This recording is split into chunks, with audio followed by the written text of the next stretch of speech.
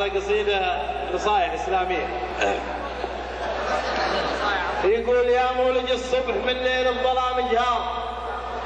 يا حال مسرار خلقك وانت واليها، الشمس عاكس ضياها للعباد انوار، والارض بعد الجدب بالخير محيها،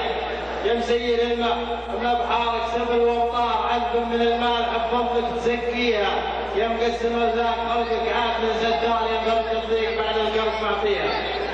من بعد يا عباد الله يا حضار، النعمة الله تبغى من يراعيها،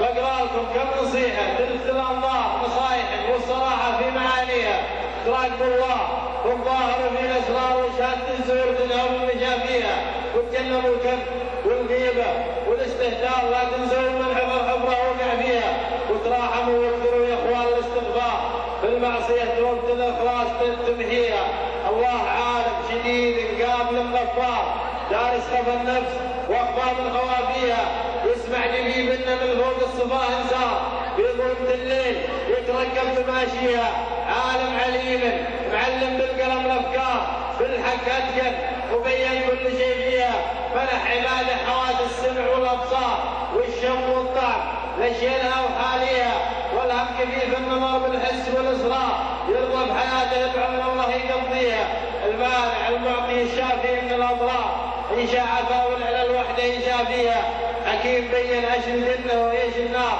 وانزل لنا الذكر للأمة يوحيها، من خالف ضل عن هديه لسوء الدار، ويل حميم مأوى من عصا فيها، لله ندعيك تنزل غيث كل مدرار، ترحم به الخلق والوليان ترويها، تنصر عبادك وتحشرهم مع الأخيار، في جنة وسط أرضك والسماء فيها، وتوفق اللي يناجونك مع الأسحار، رغبة ورهبة من الأهواء تنجيها، يا من بأمرك تنجينا من الأخطار، يا كافي الخلق حاميها وباريها، قبل النهاية صلاة الله على المختار، شفيع الأمة بأولها وتاليها، محمد العد ما كفر على الكفار، يحب الله رددها ونعليها وسلامها.